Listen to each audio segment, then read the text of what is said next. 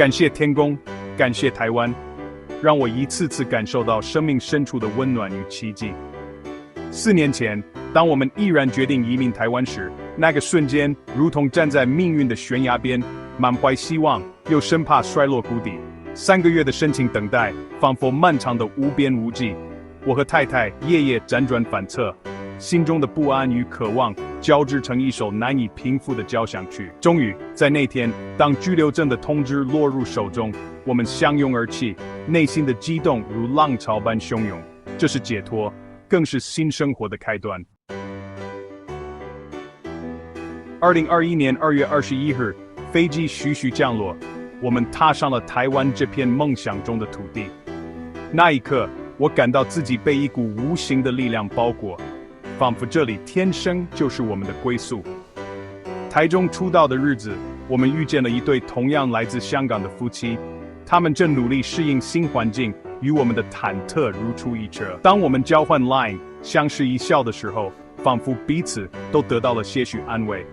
我当时告诉自己，融入这里，从学会每个台湾人都用的 Line 开始，一点点靠近，逐渐将陌生变成熟悉。然而，人生不会永远如阳光明媚般平静。短短几个月后，电话那头传来了朋友 Ricky 的声音，他焦急地告诉我，移民政策发生了变化，未来可能充满更多变数。听着他的担忧，我深深理解那种无力感，但我还是劝慰他，只要努力做好当下的每件事，未来一定会有光。我说出口的话，或许有些轻描淡写，但内心的恐惧却从那一刻悄悄蔓延。几个月后 ，Ricky 告诉我，他决定移居英国。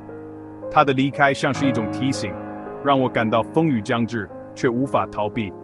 我没有能力陪伴他走过那段迷茫，也无法释怀自己的惶恐。那时候，我告诉自己，不要浪费时间猜测外界，真正能改变的，只有我自己。在台湾的日子里，我认识了许多来自香港的朋友，他们每个人都带着各自的故事，各自的勇气，试图在这片新天地里重新站稳脚步。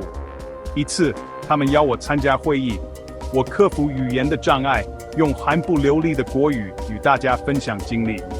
那些时刻，我感受到了一种共同的力量，无论多么艰难，我们都在努力追寻属于自己的未来。但也正是在这些聚会里，我意识到，太多关于政策变化的讨论只会加深我的焦虑。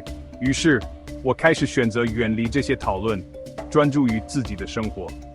我渐渐明白，恐惧是会传染的，而最亲近的人，我的太太，需要的是一个平静、坚定的伴侣，而不是一个沉溺于恐惧中的人。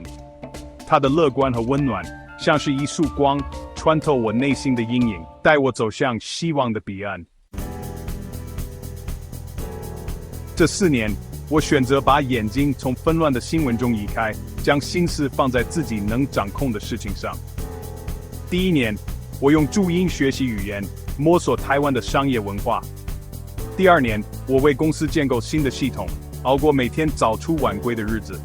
第3年，我看到了努力的回报，新客户开始信任我们，生意逐渐步入正轨。我明白，真正的挑战并不是外界的变化，而是如何直面内心的恐惧。最近，我们的家即将完成装修。一个普通的午后，我走到信箱前，看到一封移民署寄来的信件。我没有立刻打开，而是选择和太太一起分享这份期待。我们一同打开信件的那一刻，仿佛世界都静止了。当我们确定收到的是定居证，泪水夺眶而出。这份证件不仅是法律上的认可，更是一份对我们努力的肯定，一份终于找到归属的深沉幸福。我们急忙与台湾的朋友分享这份喜悦。透过视讯，他们的祝福和激动，让我明白，我们不是孤单的。他们见证了我们的坚持，也成为我们生命中不可或缺的一部分。回首这4年的点滴，我对台湾充满无尽的感激。感谢这片土地，给了我第2次人生的机会。感谢一路陪伴的每一个人，让我成为更好的自己。未来，我将用更加坚定的脚步，走好每一天，对得起台湾，也对得起自己的选择。愿这段旅程能触动每一个阅读者的心，让你感受到希望的力量。感谢，感谢，永远的感谢。